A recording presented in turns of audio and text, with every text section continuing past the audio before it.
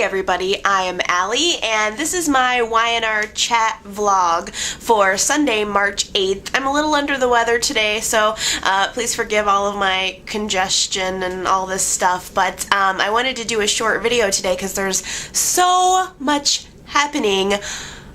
Ashley is pregnant. Are you kidding me? I mean, Victor has the strongest sperm on the planet. You know, it's like he could impregnate you just by looking at you. So everybody out there that watches the show, I'm just saying, be careful because you never know when you might end up pregnant with Victor's baby. I'm just saying. And of course, I thought this was so rude of him. Ashley's pregnant. Ugh. And like the words just don't even want to come out of my mouth. I'm still shocked and appalled by the whole thing. It's like Sabrina version 2.0, but whatever. Ashley tells Victor that she's pregnant, and the whole time, like as the conversation is unfolding, I'm thinking, she is not pregnant. She is not pregnant. And she was. Okay, but I thought this was really rude of Victor. She told him, I don't want to tell anybody, and, you know, let's keep it our secret for now. And he goes back to the dinner table with everyone a couple minutes later, completely disregards her feelings, and tells everyone that she's pregnant. So rude! You know, she said don't do it, and he did it anyway. Everyone's reactions were priceless, including mine, of course. You know, like, Abby acted excited, but you know she will be jealous. She'll have to share her mother and father's attention with anyone. But Victoria's reaction, it was like she could hardly contain her excitement. You know, just looking at her face, it was like, death. Like, again? Are we seriously going down this road again? I think my reaction very closely paralleled Victoria's. And then Nick went upstairs and had sex with Sharon! What? Like, how could he do that? Did that even happen? I mean, I'm still thinking, and that happened on Friday's show, I'm thinking, was that a dream? Did that actually happen? Nick is in the lobby making out with Phyllis 1 hour, and the next hour he's upstairs having sex with Sharon. How is this possible? Like, this whole storyline is becoming so twisted and seedy. I love it, you know. But I could not even believe that he could do that to Phyllis after having that conversation. You know, it's Phyllis's fault for bringing up Sharon while they were making out in the lobby. I thought, why would she even utter Sharon's name while she's kissing Nick, you know? In a way, it was like Phyllis kind of brought that one on herself, and of course Sharon walks by and hears it, and Nick has to go and comfort her by putting his penis into her.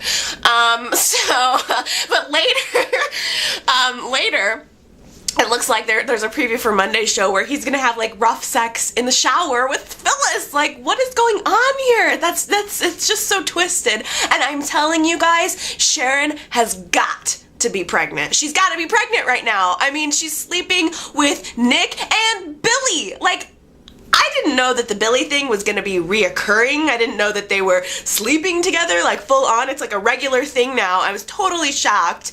But who can blame Billy with the enormous amount of pressure that he's under right now? I mean, first of all, on that topic, Jack is too involved, as usual, way too involved in making promises to Chloe on Billy's behalf that Billy will never be able to keep. Honestly, I think it would be cool if Chloe and Billy hooked up, but not like this. You know, it's clear that Billy doesn't want it, and I don't want Billy to be unhappy, you know? It's like he's acting out, he's drinking all the time, he's having sex with random women with his brother's ex-wife. I mean, he's like hitting the ground here because he doesn't want to be with Chloe, and if Billy doesn't want to be with Chloe, then I don't want him to be.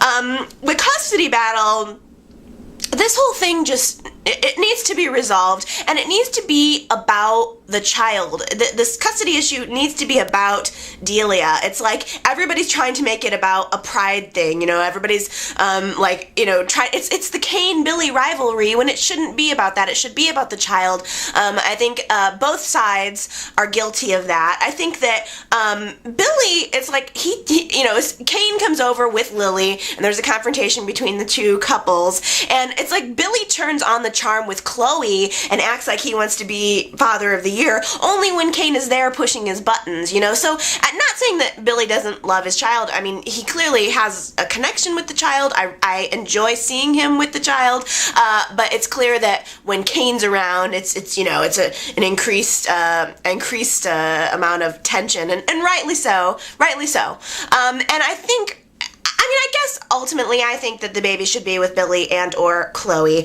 I think that Kane needs to give up. I'm sorry, Kane, because I understand how you feel about her, and you were duped, and it's a terrible situation that you had to get attached to this baby, but she's not yours.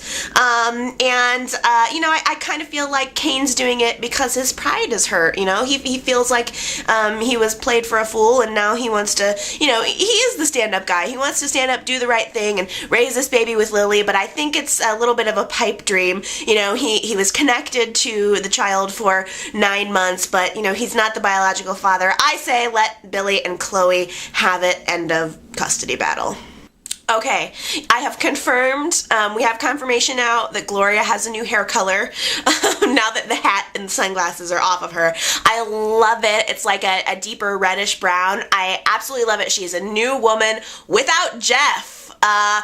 Jeffrey, talk to the knee. That was like the best moment of the week, and what a great line. Talk to the knee, Jeffrey.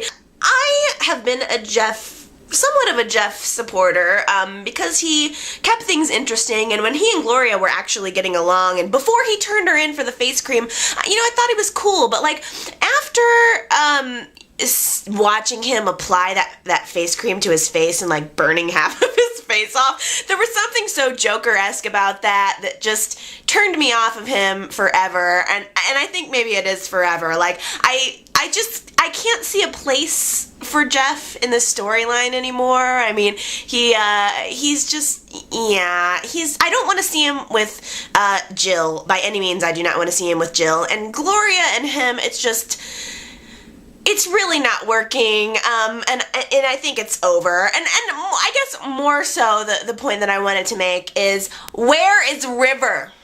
Okay, we need to bring River back into the situation so that maybe he can come back and hook up with Glow, or if it's a triangle, whatever, that's fine. Any way he slices it, just please bring back my River. I miss him. Okay, why didn't anyone tell me that Annie, the actress who plays Annie, is Mrs. Krabappel from The Simpsons? Why did nobody mention this to me? Here I have been like, you know, talking out my ass about, you know, what a stupid storyline this is, and then I realized that she's like golden. She's like, that's automatic. Like, I could have enjoyed the storyline more if I would have known who she actually was. Okay, I'm really pleased with how Kevin has been helpful in finding Mrs. C, especially after he has been involved in, you know, all of the schemes with Gloria and trying to push along her memory loss issues. I'm glad that he kind of finally came along to help her, but it has gotten himself into trouble.